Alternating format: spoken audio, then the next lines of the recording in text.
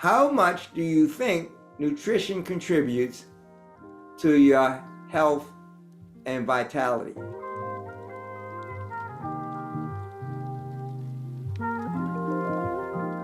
Hi guys, Dr. Jim Sharps again, the IIOM YouTube channel. And today's topic, being prepared and being enriched and empowered with the 8 laws of health as we approach the summer. Okay, now these 8 laws of health, I call it original medicine.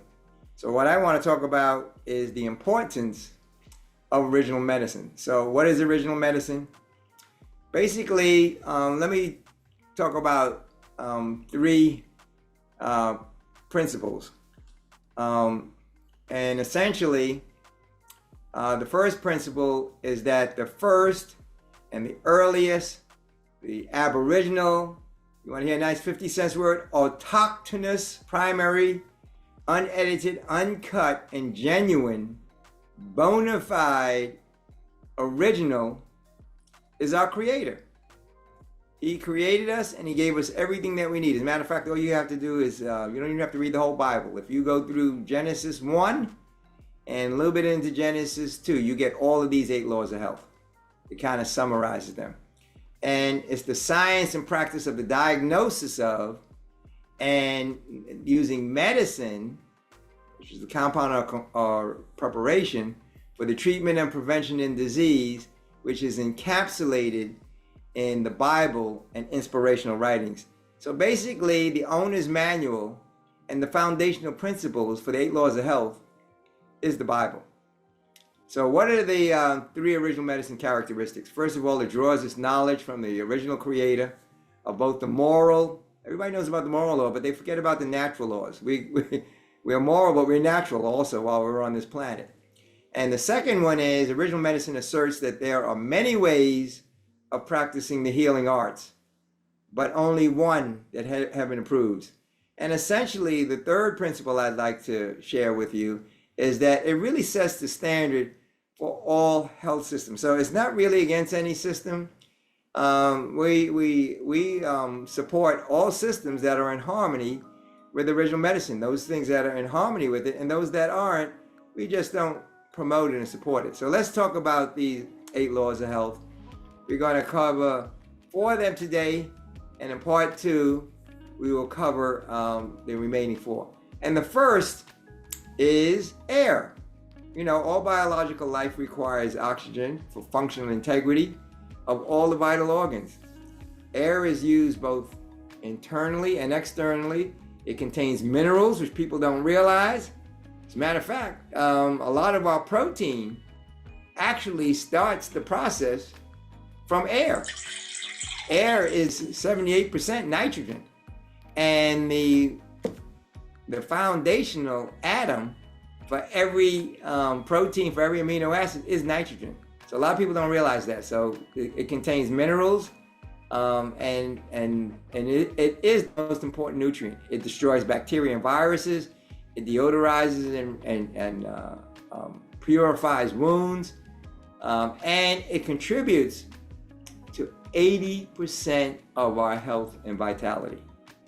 56% during the day, and the 24% by night. And I know you know that everybody needs air. 100%, 24/7. So that's the first and most important one. And remember, 80% of our health and vitality actually comes from air.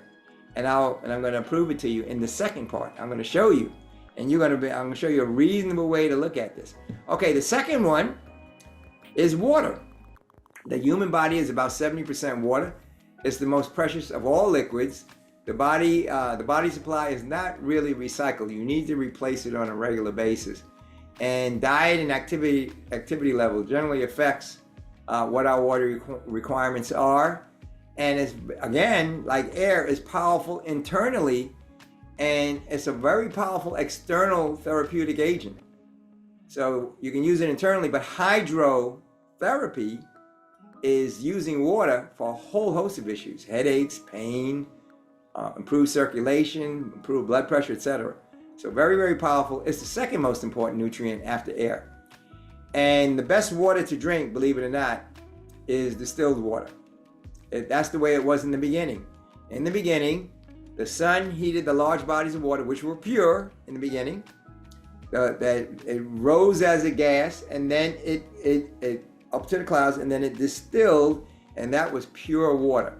And that's the absolutely best water for moving nutrients to the cell and moving toxins out of the cell and out of the body through the kidneys, the urinary tract.